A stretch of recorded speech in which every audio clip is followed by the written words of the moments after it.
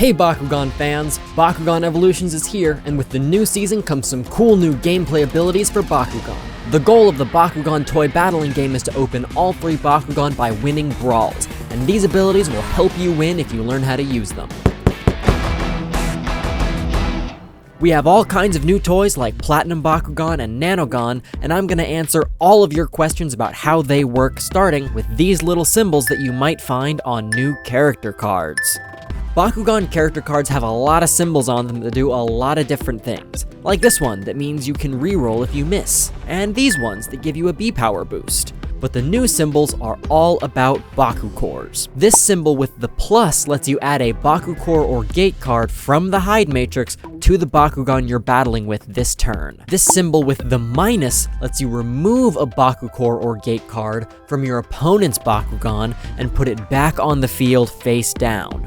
And this symbol with the arrow lets you steal a Baku core from your opponent's Bakugan and add it to your Bakugan. These symbols only activate if you're holding a gate card or Baku core with the same symbol as the one on the character card. So for example, you roll out your Mythic Nilius and you stick to a gate card with a helix symbol. The character card says if your Bakugan opens with a helix attached, you get to pick up a second gate card and add it to your Nilius. Now just add up the numbers and you've won!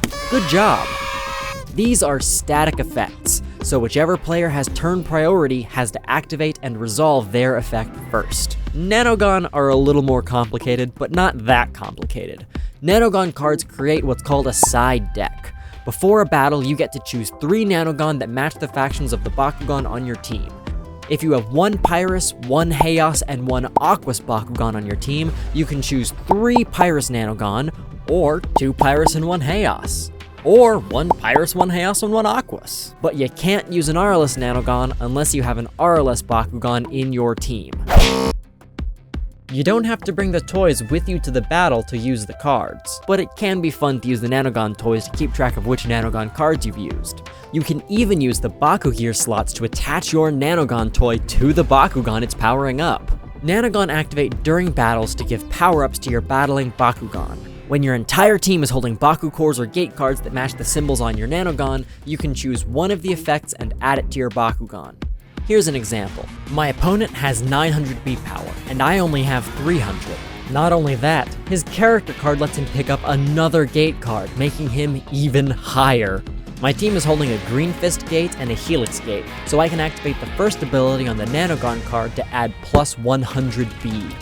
And if my team also had a Shield gate attached, I could activate the second ability instead and get 2,500 B power to win the game.